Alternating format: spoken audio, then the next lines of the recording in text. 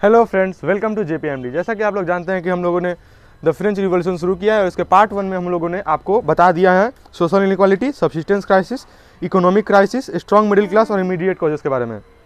और French revolution कब हुआ था आप लोगों को तो मालूम ही होगा, 14 जुलाई 1789। अब हम लोग पार्ट 2 में इस चैप्टर को पूरी तरह से खत्म कर देंगे। हम लोग शुरू करते हैं पार्ट 2 को। हमारे चैनल को लाइक और सब्सक्राइब जरूर करिए। हम लोगों ने फिजिक्स क्लास टेंथ के फिजिक्स, केमिस्ट्री और बायोलॉजी के लिए बैच शुरू किया है, जो हर शाम में इसके वीडियो जाएंगे। इसलिए आप लोग हमारे चैनल को लाइक, सब्सक्राइब और कमेंट करना ना भूलें। धन्यवाद। लुईस 14 1774 में राजा बना था। कब राजा बना था लुईस 16 1774 में। इसकी शादी हुई थी मैरी एंटोनी से, जो कि एक ऑस्ट्रियन प्रिंसेस है। ये भी क्वेश्चन पूछा जाता है, इसको याद रखना है। लुईस 16 1774 में राजा बना था और इसकी शादी मैरी एंटोनी से हुई थी। फ्रेंड्स, तो अब हम लोग फ्रेंच रिवॉल्यूशन में क्या क्या हुए थे उन्हें एक ब्रीफ डिस्कशन के रूप में एक टेबल के थ्रू पढ़ते हैं। 1770 से लेकर 1780 तक इकोनॉमिक डिक्लाइन हुआ। French government in deep date. डेप्ट का मतलब क्या होता है? कर्ज होता है। यानी कि 1770 से 1780 के बीच फ्रांस गवर्नमेंट में बहुत ज़्यादा कर्ज हो गया। 1788 से 1789 bad harvest, high prices, food riots. Riots का मतलब दंगा, यानी कि बहुत खराब हार्वेस्ट हुआ, फसलों की अच्छे से नहीं कटाई हुई और हाई प्राइसेस, दाम बढ़ गए और खाने के नाम पे बहुत सारे दंगे फसाद हुए। 1789 5 May states general convened demand reform, यानी कि जो स्टेट्स से उन्होंने कॉन्वेंट का मतलब होता है अवगत कराना और बना, यहाँ पे कॉन्वेंट का मतलब बना होगा। स्टेट्स जनरल बने साथ में और उन्होंने डिमांड किया रिफॉर्म, कहने की सुधार का उन्होंने डिमांड किया। 1789 14 July national assembly formed Bastille fort stormed on July 14, यानी कि इस दिन क्या हुआ था, जो बेसिल था उसको गिरा दिया गया और इसी को गिराने के साथ फ्रेंच रिवॉल्यूशन शुरू हुआ। इस दिन फ्रेंच रिवॉल्यूशन शुरू हुआ और इस दिन से ही जो लुईस 16 था इसका राजपाट चौपट होने लगा। 1789 4 August ends of aristocracy at night. 1789 में 4 अगस्त को एरिस्टोक्रेसी पूरी तरह से बंद हो गया, यानी कि कुलीन सरकार और अभिजात सरकार का पूरी तरह से अंत हो गया।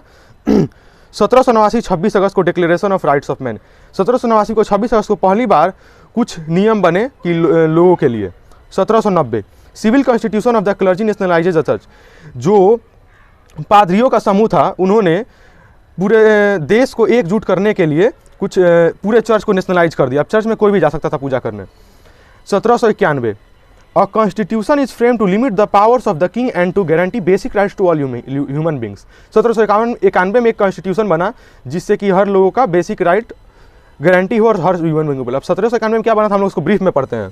1791 का ये political system of France 1791 under the constitution. Judiciary, executive, legislator, ये गवर्नमेंट के 3 फॉर्म होते हैं, आप लोग को तो मालूम होगा, ये सिविक्स में भी आता है क्लास 9th के। जुडिशियरी में जज आता है, एग्जीक्यूटिव में किंग और लेजिस्लेचर में नेशनल असेंबली जिसमें 745 सदस्य होते हैं। इन नेशनल असेंबली को इलेक्टर्स चुनते हैं, लगभग 50,000 में ये वोट देकर चुनते हैं और इन 50,000 इलेक्टर्स को आम जनता चुनते थे। आम जनता जो थे टोटल उनकी संख्या 28 मिलियन थी, यानी कि 2 करोड़ 80 लाख। लेकिन इस 28 मिलियन में से भी सिर्फ 4 मिलियन लोगों को ही वोट देने का अधिकार था। क्यों? और जो वोट देते थे उन्हें ही एक्टिव सिटीजन कहा जाता था और बाकी के 24 मिलियन लोग वोट नहीं दे सकते थे। क्यों? क्योंकि 24 मिलियन जो लोग थे उसमें कुछ औरतें थीं, औरतों को वोट देना मना था। चिल्ड्रेन और यूथ जिनका उम्र 25 साल से कम था और जिनके पास भी प्राइवेट प्रॉपर्टी नहीं था। जिन लोगों के पास जो लोग 1 महीने में 3 दिन के लेबर वेज इतना टैक्स नहीं जमा करते थे उन लोगों को वोट देने का अधिकार नहीं था। और जो लोग जितना ज़्यादा टैक्स देते थे वहीं इलेक्टर्स की जगह पे खड़ा हो सकते थे। सिटीजन ही वोट देकर जज को चुनते थे, सिटीजन इलेक्टर को चुनते थे, इलेक्टर नेशनल असेंबली, और नेशनल असेंबली का कंट्रोल था किंग के ऊपर। यानी कि ये एक प्रकार से रिपब्लिक टाइप का गवर्नमेंट फॉर्म होने लगा था। हम लोग फिर आते हैं यहाँ पे 1792-93 France became a republic. France Republic बन चुका था। Jacobian Republic directly rules France.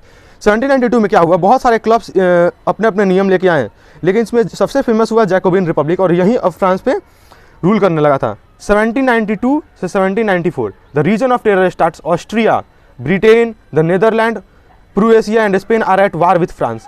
यानी कि जब रीजन ऑफ टेरर स्टार्ट हुआ तो ऑस्ट्रिया, ब्रिटेन, नेदरलैंड और प्रूएशिया, स्पेन, ये सब फ्रांस के साथ युद्ध करने लगे। Robespierre committee of public safety repels back foreign invaders, यानी कि रोबेस्पियर ही था जो इन सबको भगाया और executed many peoples in the France itself. और जो भी रोबेस्पियर ने जिसे भी अपना दुश्मन पाया सबको मार दिया, यहाँ तक कि फ्रांस में भी अपने दुश्मनों को मार दिया। अब हम लोग पढ़ते हैं रोबेस्पियर कैसे गिर गया।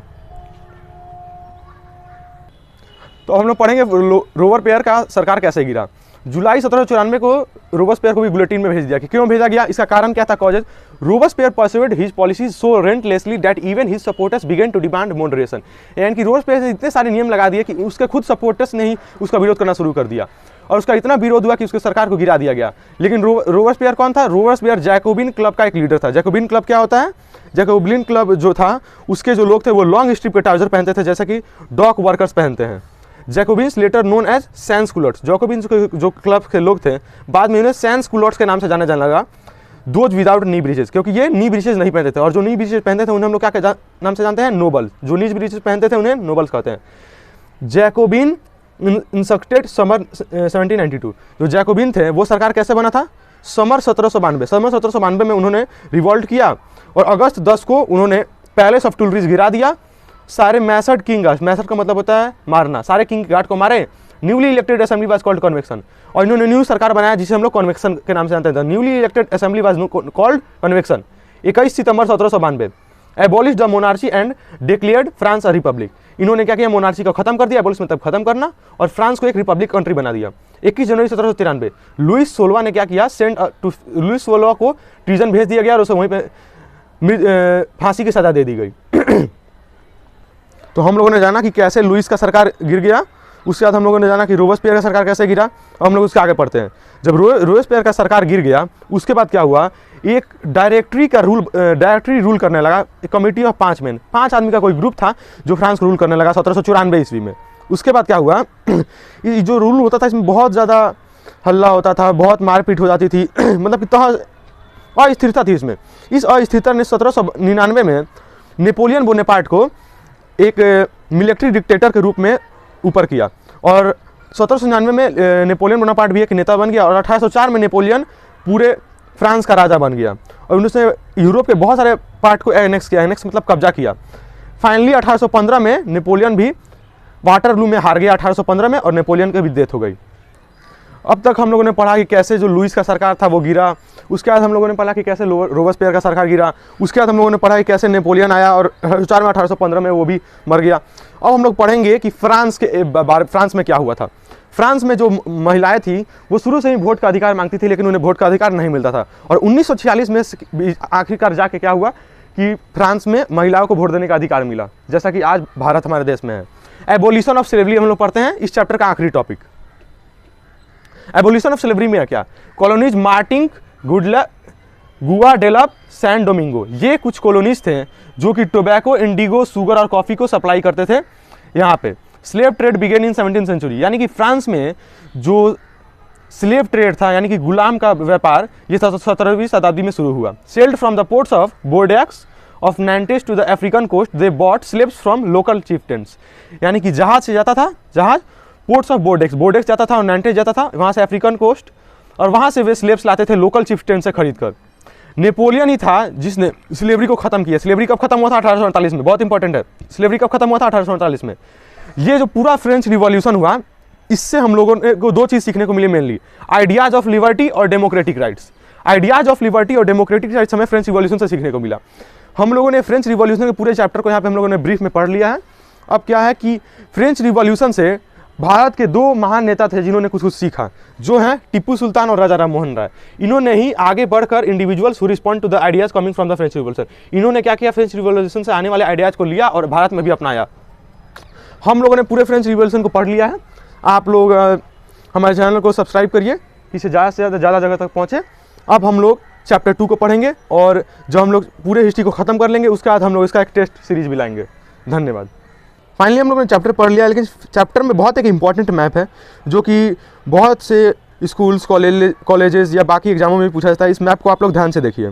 इस मैप में नीदरलैंड्स ऊपर है, नीचे स्पेन है, मेडिटेरियन है, स्विट्जरलैंड है, बे ऑफ बिस्के है, ब्रेस्ट, नॉर्मैंड। ये क्या दर्शा रहा है? The spirit of great fear. ये जो ग्रीन एरियाज हैं वो दिखा रहे हैं कि कौन कौन से रीजन्स थे जो कि ग्रेट फियर से नहीं अफेक्टेड थे, ये ग्रीन रीजन्स ही बचे हुए थे, और जो बाकी के बॉडी कलर के जो रीजन्स दिखा रहे हैं वो ऐसे रीजन्स थे जो कि 1789 के रिवॉल्ट के टाइम एग्रीगन हो चुके थे, यानी कि यहाँ पे बहुत ज़्यादा दंगा उंगा चल रहा था। और ये जो एरो है ये दिखा रहे हैं कैसे कैसे बढ़ा, ये रूफेक से बढ़ा, उसके बाद जाके हम लोग देख सकते हैं कि ये ले फाटे जगह से बढ़ा, रोमेली, फ्रोंटीन, लुहेन जगह से बढ़ा। ये आप लोग अच्छे से देख सकते हैं यहाँ पे, यहाँ पे जैसे कि हम लोग अच्छे से देख सकते हैं कि कहाँ कहाँ से ये स्प्रेड ऑफ ग्रेट फियर हुआ था। अब हम लोगों ने इस चैप्टर पे सब कुछ को अच्छे से पढ़ लिया है और हम लोग इस चैप्टर पे क्वेश्चन आंसर्स पे नज़र डालते हैं।